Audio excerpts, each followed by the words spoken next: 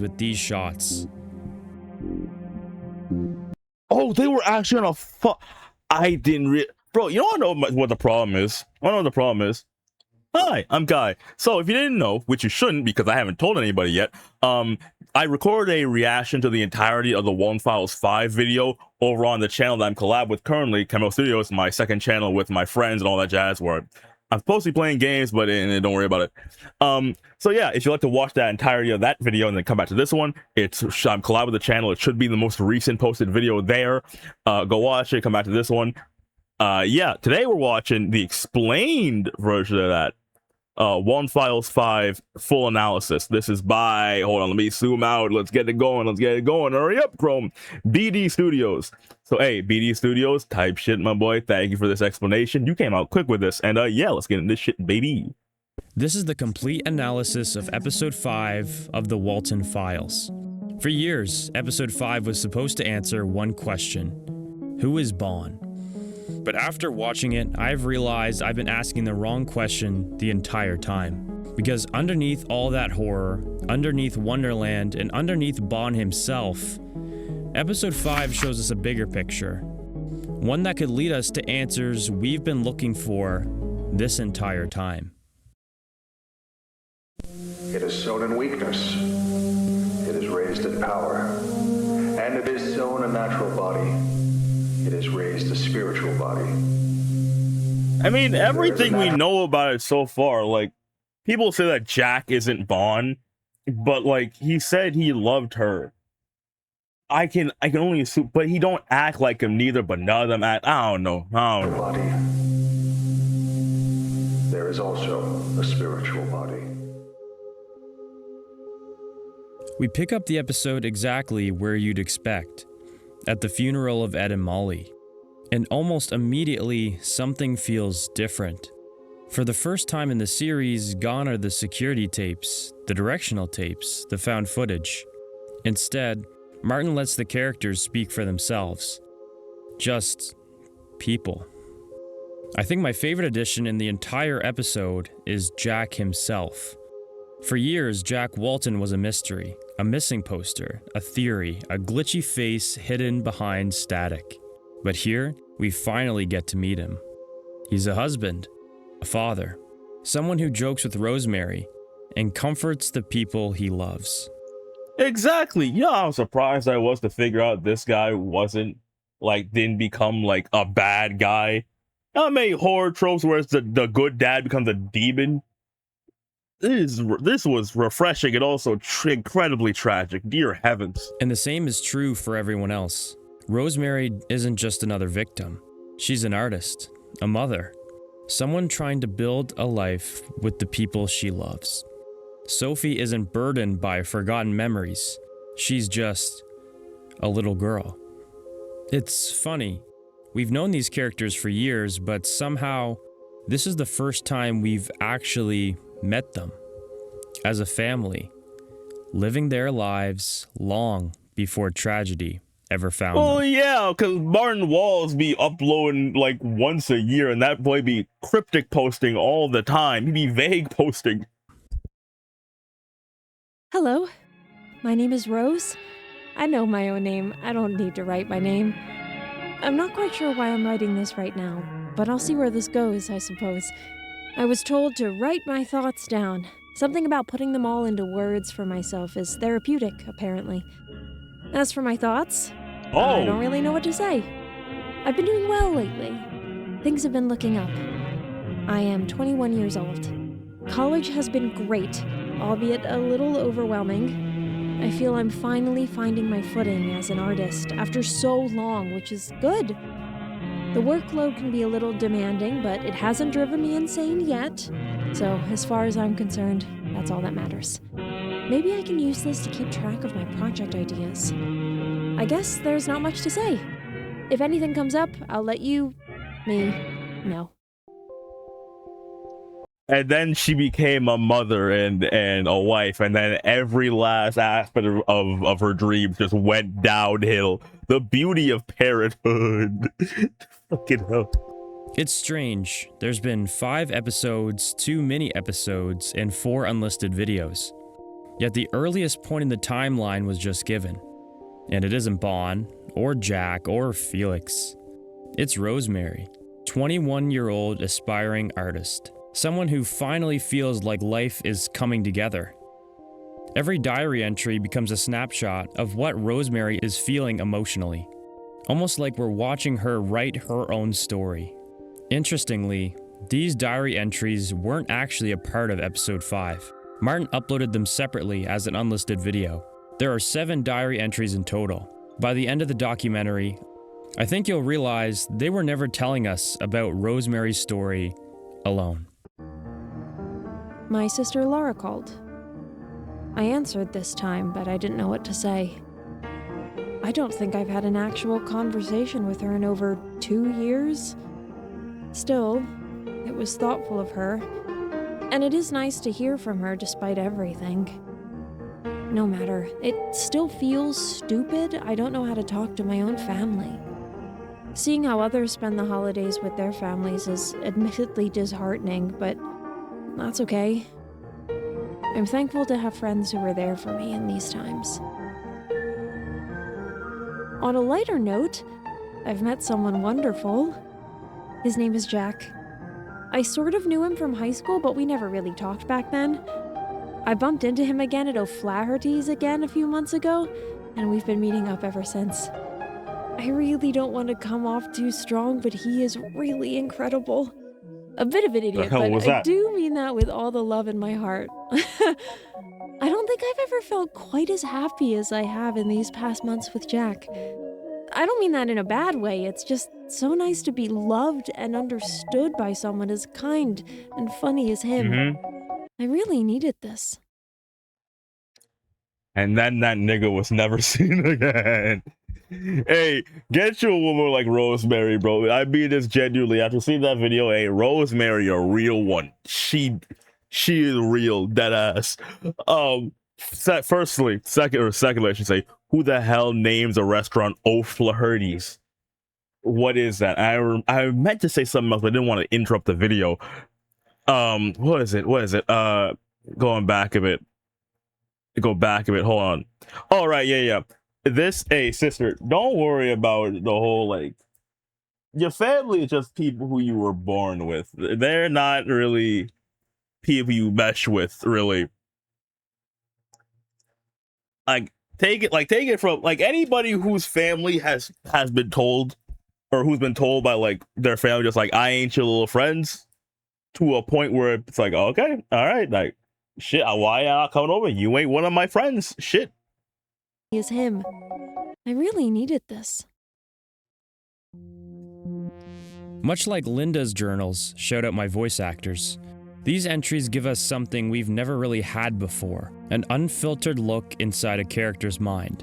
Rosemary admits she doesn't know how to talk to her family anymore. She feels disconnected, alone. And then, just a few lines later, everything changes when she meets none other than Jack Walten. The excitement in her writing is almost impossible to miss. Martin is asking us to understand the family, because to understand this family is the only way the story's ending will come to a reasonable conclusion.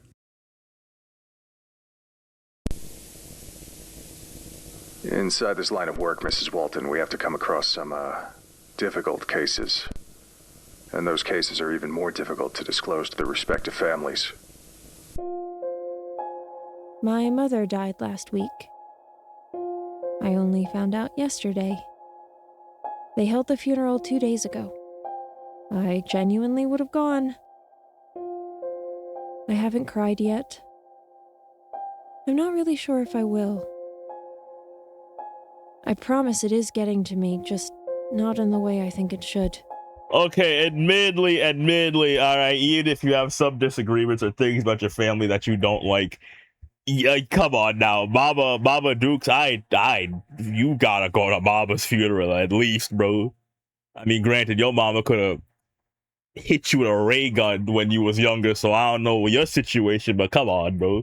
It's hard to talk about this. Even to Jack. I know he'll be there for me regardless, but he hasn't really experienced loss like this in his life, I think. I'm not sure if he really understands. I feel an awful pit in my stomach. I don't need to be focused on this right now. I have my own life now. I have my own life. Looking back, this diary doesn't seem all that important. But once you read it carefully, I think it quietly explains almost everything we know about Rosemary. Martin dedicates 2 separate diary entries to Rosemary's relationship with her own family. And that definitely isn't an accident. He's drawing our attention to it. I have my own life now. I have my own life. Notice how she says it twice, almost like she's trying to convince herself she believes it. This diary isn't telling us Rosemary doesn't care about her mother and sister. It's showing us where she feels she belongs. The family she's built with Jack has become the center of her world. And this thinking helps explain something we see throughout the rest of episode 5. The family she's built means everything to Rosemary. Not because it's the perfect one, but because it's all she has left. Heading out for a while. I just gotta take care of something small. This scene. What happened? Well, I know what happened. I've gotten not words. They've shown me like what's happened. I'm pretty sure Martin burned, but that's never been confirmed. So I don't know what's going on here. Again, I'm assuming you've watched the video. They say Martin burned, but like that's never confirmed though. So like, what happened? All right, Rose. Don't. And how did he get to a phone if he burned like that? Are you sure you can handle it? I'll be fine, Rose. Why don't you stay here? Rosemary isn't just asking Jack to stay, she's trying to hold on to the one person who makes her feel safe. Because it's clear that Rosemary has always feared losing the people she loves.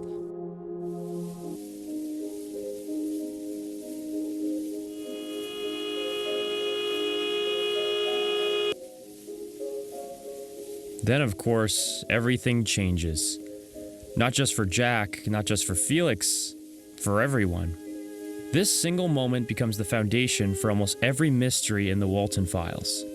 Rosemary begins falling apart. Sophie loses both her brother and sister overnight. Jack is left trying to hold together a family that's already breaking. And Felix? He'll spend the rest of the series running from what happened that night. But for Rosemary, the hardest part is still yet to come.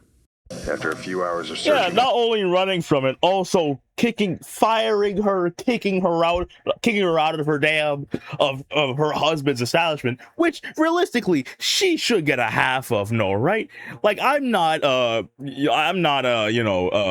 lawyer kind of guy. I don't know that legal shit, but shouldn't she get the other half?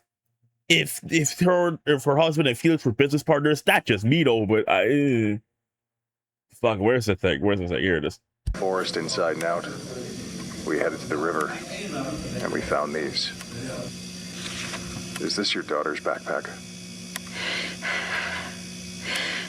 We found that same backpack in the river, as well as a shoe. This means that Crankin's story adds up. After the impact, the kids, most likely in a state of hysteria, ran into the dark and they fell into the river. We'll continue investigating, but if I were you, I'd take my time to process what's already been confirmed. Here comes the hard part. The DA forces me to ask you, are you going to press charges against Felix Crankin? No. Which, mind you, is crazy. To me personally, is crazy. Why wouldn't you? I feel like there's no other better time to press charges. Why not? He murked both of you kid. Maybe this is why I say. This is why it's like, I saw a thumbnail where it was like, oh, Martin Walsh can't be Bond. Okay, then who the hell is? Because judging by his like actual personality, like it doesn't make sense for him to be Vaughn. But then what if it was Felix that burned him alive? And then maybe that's what happened and how he became vengeful and his personality changed. But then he wouldn't do that to Rosemary. But then how would it's so many questions. This fucker only posts once a year. I haven't changed the scene yet. Shit. This fucker Martin Walls only posts once a year.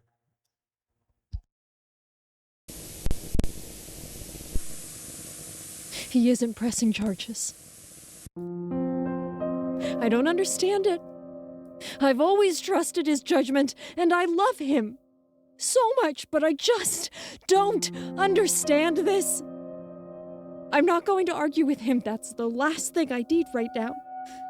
I want to trust you. I need to trust you right now, so why would you do this to me?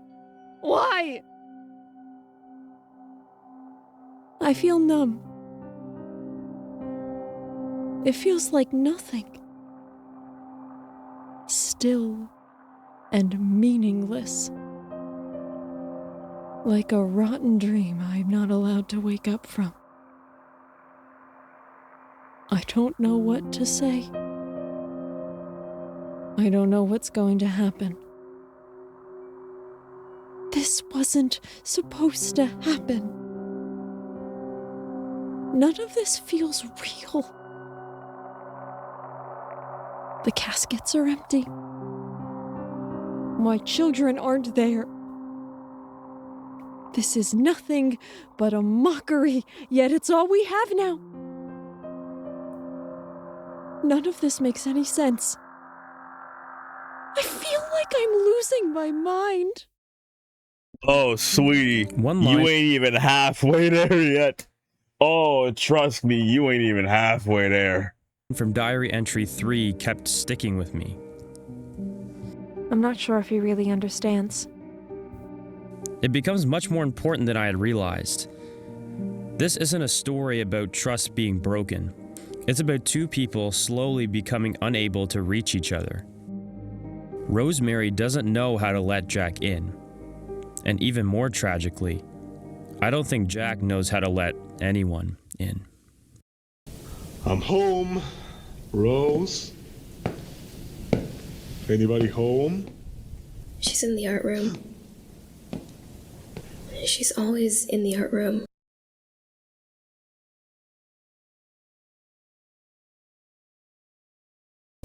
She isn't strong enough to deal with this. And you are? That doesn't sound... Yes, I am, Sophie. I can handle this. Are you hurting, Dad? Of course not, Cricket. I'm strong. How else would I protect you and Mom? Sophie, you can talk to me about anything. I guess I still don't understand why I can't feel the same way you and Mom feel about all this. He listens, he reassures, he tells everyone else what they need to hear. He's holding together the family that's already falling apart. I just want it to stop being so quiet. Does it ever go away? Rose, of course it does. Because I know me. I know us. We'll pull through. You'll see. Us and Sophie. Which brings me back to the question I couldn't stop thinking about. If everyone depends on Jack, then who does Jack depend on? Jack has to have a release to anger, so I wonder what it is. Hey, I made this for you.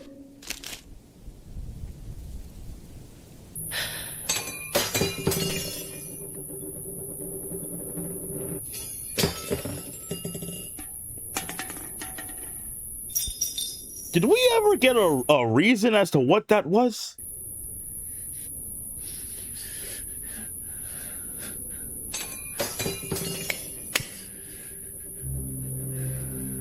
And then, the mask slips. For just a moment, It's one of the only moments in the episode where we actually see Jack lose control. Not because he doesn't care, but because he cares so much.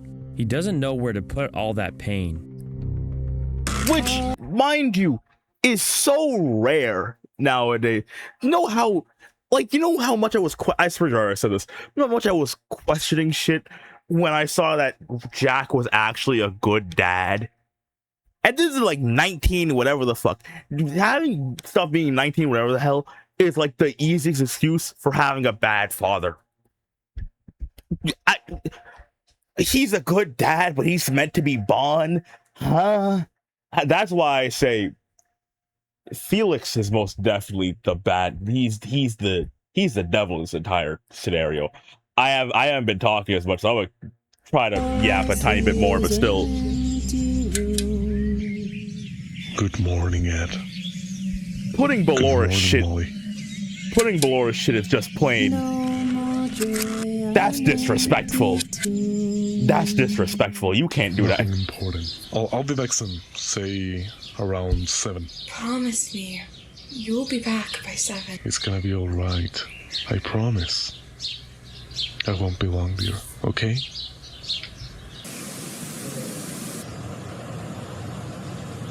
Yeah.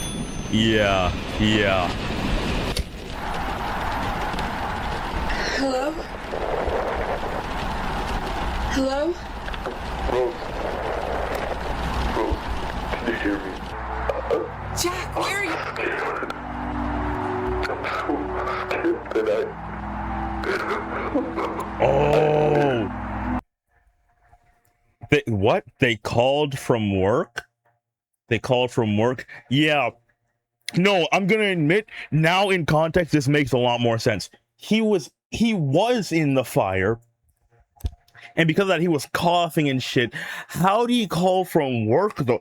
I mean, I guess the phone lines could have still been all right, but the fire is still affecting him. Maybe, like, the way out was blocked off with fire, and that's why he wasn't able to, like, get through, but still called, I guess.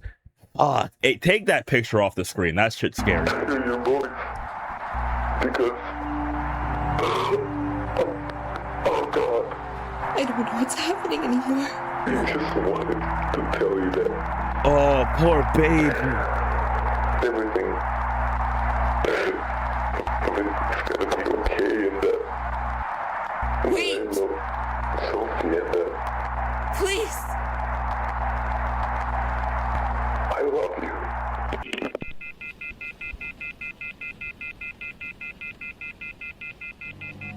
I don't think Jack's disappearance is what breaks this family. It's the silence he leaves behind. Because for the first time, Rosemary has to carry everything alone.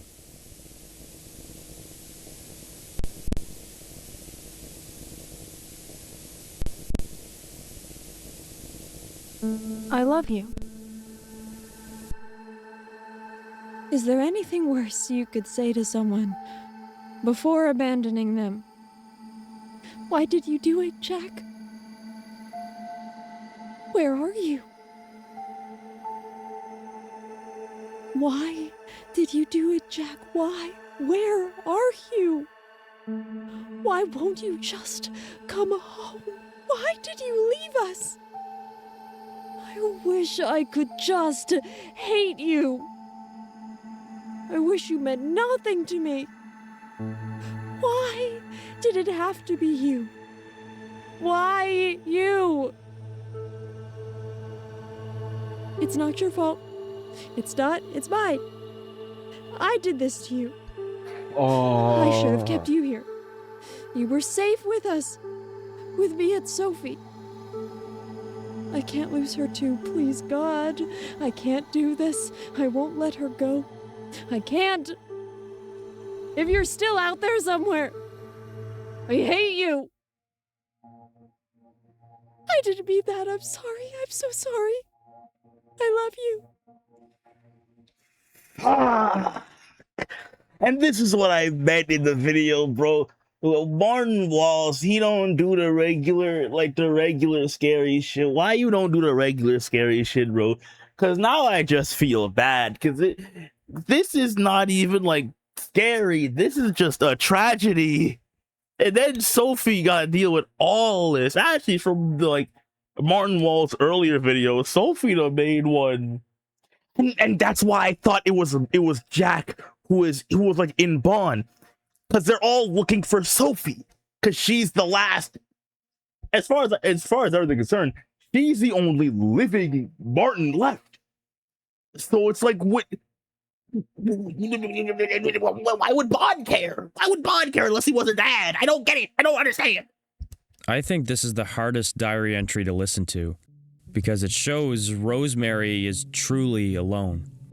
And I think that's what finally breaks her. Not Jack's disappearance, the silence he leaves behind. I don't want to be left alone again with Mom tomorrow. I'll see what I can do. But why can't you stay here with Mom? I love Mom, but sometimes she doesn't feel like herself anymore. It scares me to see her this different.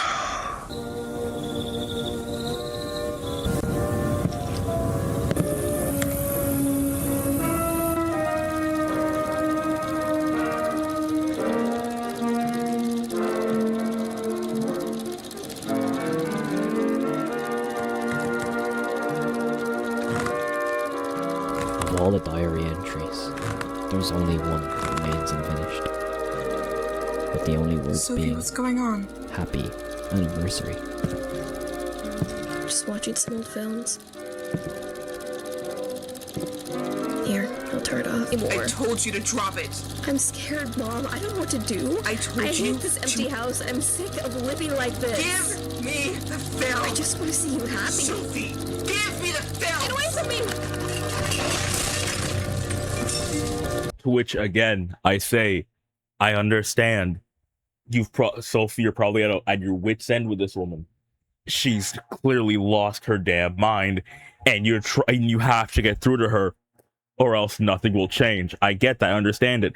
However, all right, just listen to me for a second. You two audience, listen to me. However, for the love of God, let's not, for the love of Jesus Christ, let's not argue with the mentally deranged woman who was over your bed talking to nobody while she thought you were asleep. Let's not do that. This woman's not in her right mind. She's going to hit you with a ray gun if she loses her mind enough. She almost choked out a cop, for God's sake. Let's not deal with that right now.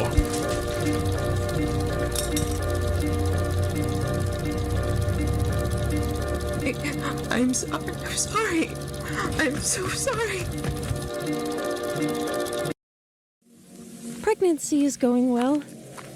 I must confess I am quite scared. It's not that I don't want this girl. I do with my entire heart. I'm just afraid I might not be able to take care of her. I'm terrified I might not be a good mother. I am so sorry. But we should remain hopeful that something will come up. I'm sure of it.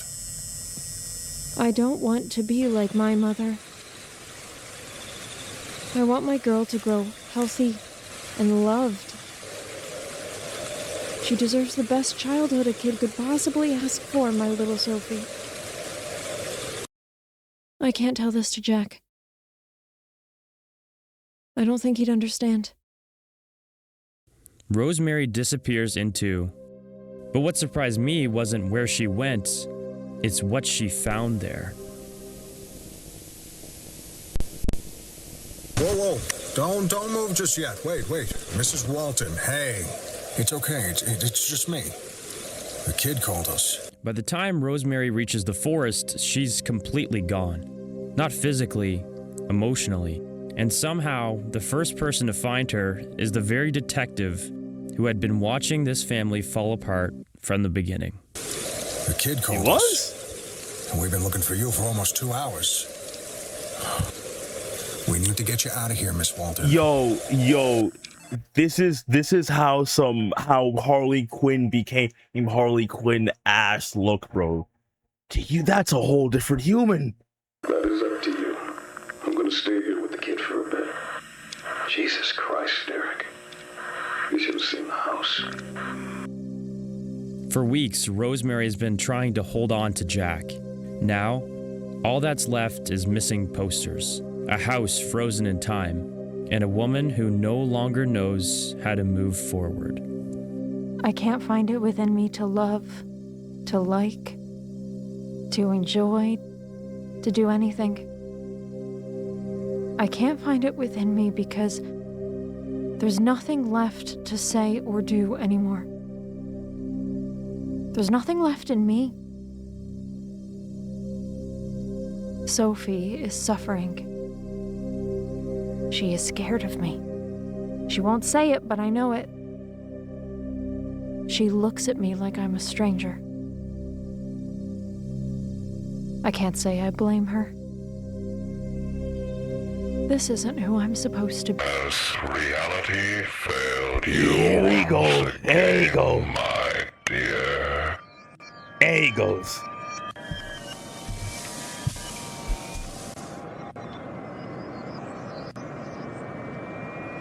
There he goes.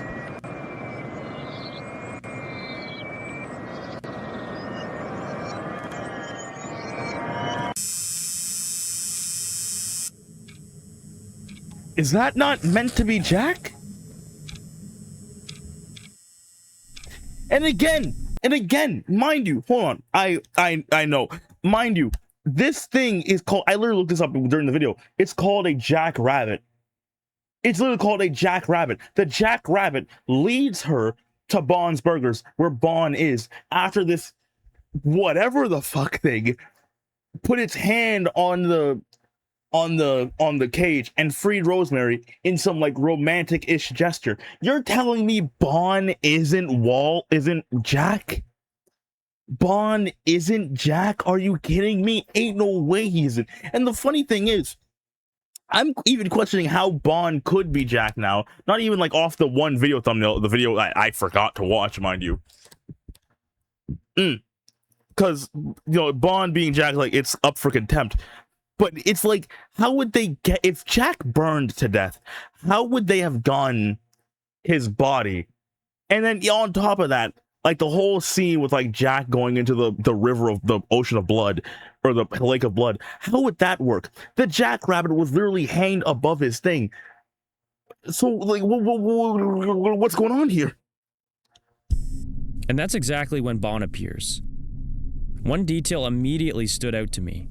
This isn't Bond inside the restaurant, or inside the suit. For the first time, we see him far away from everything we've associated him with. He's dressed differently, acting differently, almost waiting. But what surprised me even more was Rosemary. Look how close she gets. She reaches for him, without hesitation. And after everything we've seen in the last 4 chapters, I don't think that's strange at all, because by this point, Rosemary has no one left.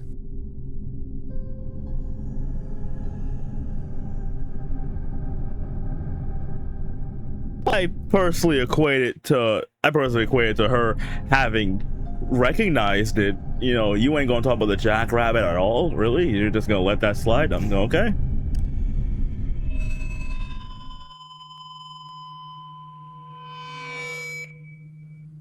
I know where he is, Rosie. Follow me.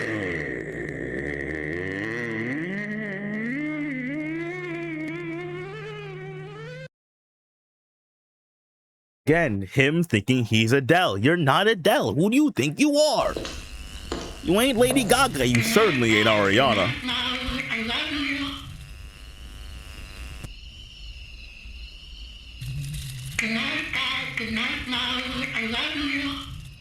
It's a terrible feeling to lose control of your thoughts. What did you do? How did you escape that? I made myself and you. It doesn't matter who I was then. No, the past is just a nightmare. Bond doesn't threaten Rosemary. He doesn't drag her backstage. He offers her everything she's been searching for since the crash. Someone who understands her. Someone who knows where Jack is. Someone who can take the pain away. Someone who promises a new beginning. Everything Rosemary has been desperately searching for, Bond simply offers. And after everything she's been through, that's exactly what Rosemary needed to hear. Which raises one question. Why does Bond understand Rosemary better than everyone else?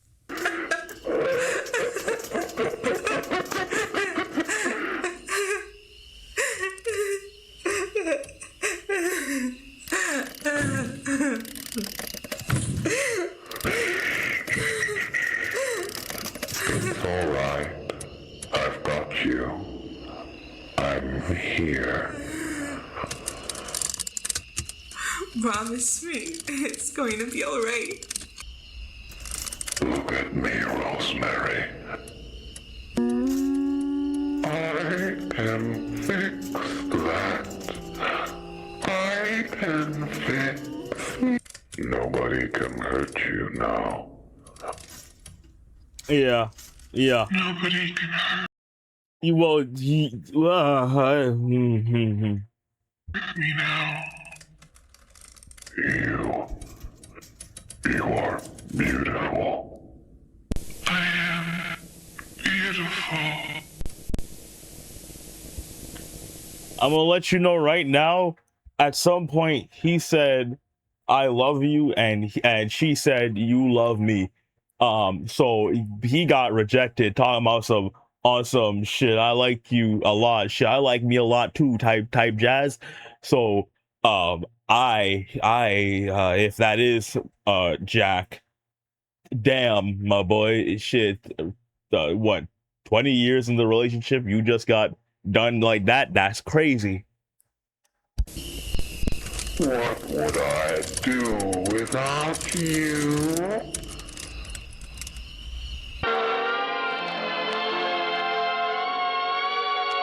There's too much romantic symbolism, bro. Just hold on. A little longer. Jack, please! Mom? Mom? You know what? Yeah. The Jack Rabbit, yeah. Red eyes, a bloodied mouth, a slow dance with Rosemary, the hair, and finally, I love you. I love you. I think Bond is Jack Walton. But It proving has who to be. Bond is only creates a bigger mystery. More on that in a bit. But back to episode 5. Martin spans constant references comparing the two, until eventually those comparisons become impossible for me to ignore. But if they are true, that raises another question. Who was Jack really? Because throughout episode 5, Martin quietly shows us another side of him. Because I don't think we've actually met the real Jack Walton.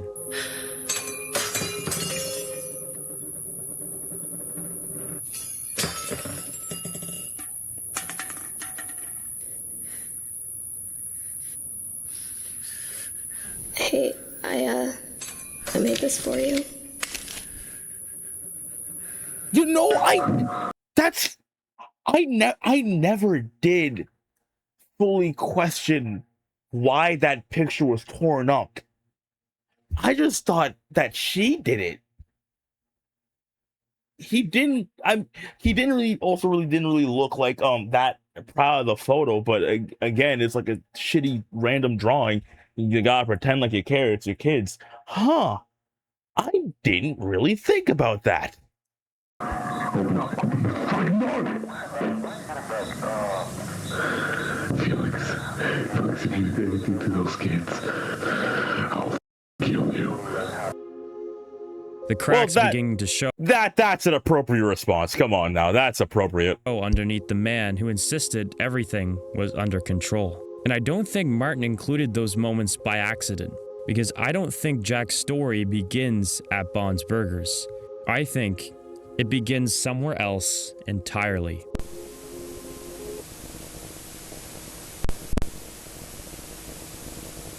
I'm going to tell you a story.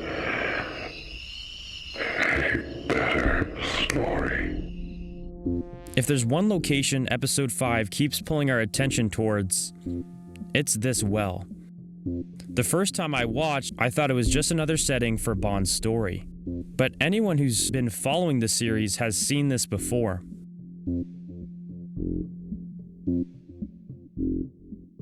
It's Bunny Farm, the game adult Sophie plays back in Episode 3. The place where she slowly begins regaining her memories. And who guides her? It's Mr. Snow, the plush made by her father. And where does he appear from? The well. The same way we see Bond do in Episode 5. She tossed a coin into the well. She wished with all her strength, and then she found a rabbit. At first, I thought it was just a connection, just the well. But then I noticed something else.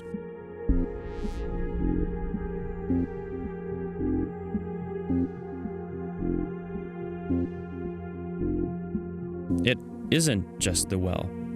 It's the entire farm. Really? The windmills, the fencing, the landscape. Martin isn't just taking the well, he's recreating Bunny Farm. The sequence ends with these shots. Oh, they were actually on a I didn't Bro, you know what the problem is? I know what the problem is. Martin, I understand these take forever to make. He's probably doing this on his own, or like with like obviously obviously he has like voice actors and shit, but he's probably like mainly animating and shit, make this on his own. I get it. That's why it takes so long to make. I understand that. However, Kaba, the fact that these take so long to come out, I genuinely forgot Bunny Farm even existed. I'm being so dead ass. I forgot Bunny Farm was even a thing. Okay, because when I'm not gonna lie, the first time when I saw Bunny Farm, my brain confused Bunny Farm with like Andy's Apple bullshit, that game that went out that gave me Ethereum. Like, Bunny Farm, when that shit buy me again. I genuinely forget. This is why we have people like you here, buddy. And that's when you start asking yourself, why? Why tell Bond's story here? I'm going to tell you a story.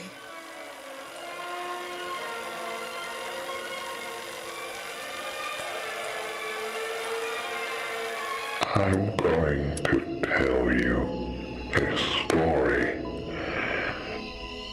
A better story. Episode 5 opens with Rosemary making Faces of Grief, a film she creates to process the pain she's carrying. Bond tells his own story, and it's framed the exact same way. If Faces of Grief was an expression of Rosemary and her loss, then maybe Bond's story is an expression of his. And if that's true, then the setting suddenly becomes one of the most important details in the episode. Because Bond isn't telling this story at Bond's Burgers, he's telling it at Bunny Farm.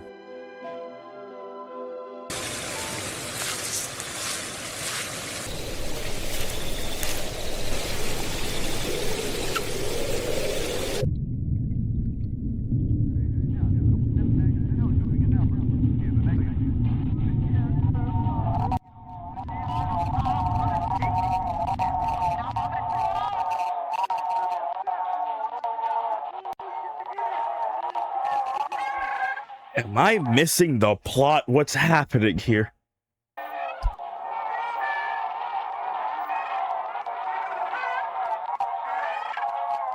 Ain't that the damn doll right there? When Rosemary enters Wonderland for the first time, it's interesting the places she's brought to first. While yes, you have the crash and a playset, you also have matching windmills in the background. The exact same windmills we see in Bond's scene in Bunny Farm.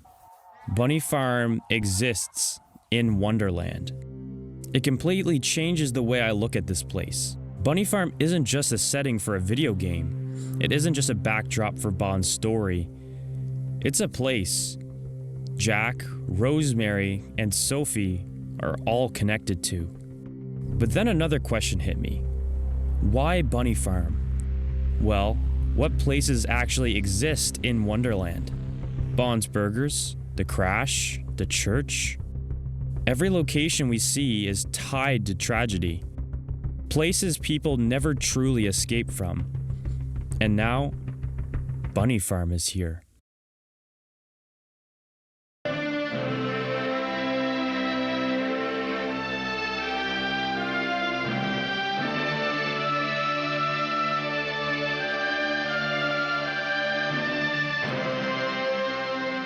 And now she's the final an shot angel. of episode 5 says everything. Martin ends it on the church, the place tied to Rosemary's grief. Then, the well, Bunny Farm. What happened there? I don't think episode 5 wants us to know, not yet, but it keeps pulling our attention back there, again and again and again. The wells, the windmills, the photographs, the rifle, the memories. It stops feeling like foreshadowing and starts feeling like evidence. It doesn't tell us what happened at Bunny Farm. It teaches us that we have to start looking.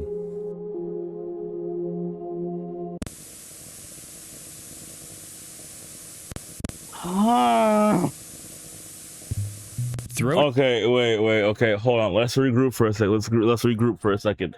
Let's figure out what we actually know here. Nothing. I'm gonna keep it real. I know nothing. Like, I've gained nothing from this other than that Jack might be a worse person than I thought. But why there is no info of that, it seems. Yeah, I got nothing. I got nothing. That this Felix might be an asshole. The sky is blue. I don't understand. Episode 5, Martin gives us tiny flashes almost too quick to notice. Jack, a rifle, hunting. They only appear for a split second, but the timing is almost more important. They appear when Bond is explaining his grief at Bunny Farm. But we know that Jack does have grief towards hunting. I mean, look what he did with Sophie's picture she drew earlier in the episode. He tears it up. We know that this grief existed, and now we get flashes of it in Bunny Farm. And the Bunny Farm references don't end there. During Jack's final phone call with Rosemary, the camera cuts away. Not to Bond's Burgers, not to Jack, but to a painting. Not just any painting. Bunny Farm Bond. A version of Bond we've only associated with one place. And that's not all. The scene immediately after, when Rosemary and Sophie are hanging up the missing posters, we see an ad. The well. What's up with the well, though? I imagine like we don't actually have answers because this motherfucker Walten, like I said in the video, realistically, Walten could stretch out this shit with every character. The damn clown guy, every other person who got like trapped in somewhere and they just didn't become, you know, like all the other people that got trapped in there. They could make things about like hour-long videos about all of them for like he could stretch this shit out for like at least another decade. Like, I got nothing.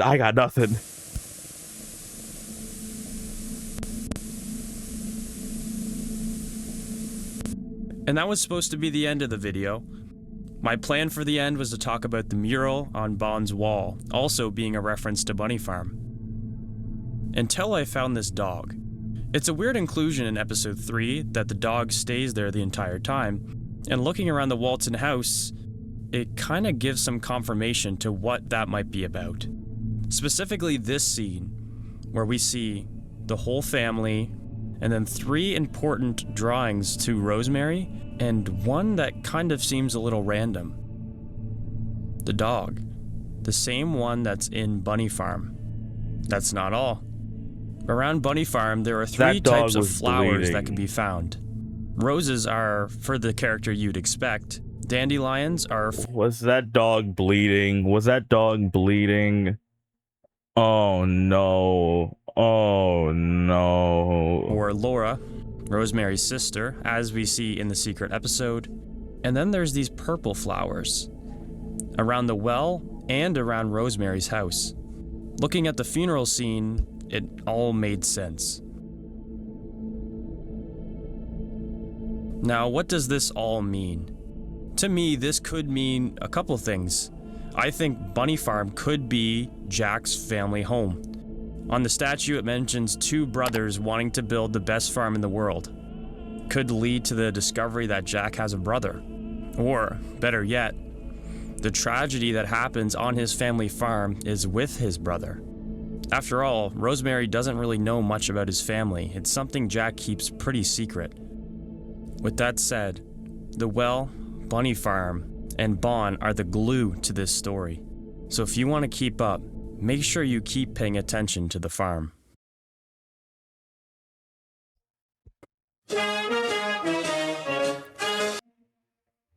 What the fuck? What? I don't get it. What? BD Studios, what? I don't understand. What? I will subscribe to you though. What? I don't understand. I don't understand. I don't get it. Okay. Okay, so basically when Martin Walls, I could just not be understanding this too. This could just be me. My memory's awful. If someone in the comments can piece this together for me and like I guess get the brass tacks down, I will pin the comment like at the top of the description. Not the description, the damn comment section. Christ almighty. But yeah, no, yeah, no, that, again, it could just be me. That felt like a whole lot of nothing. That felt like a whole lot of nothing.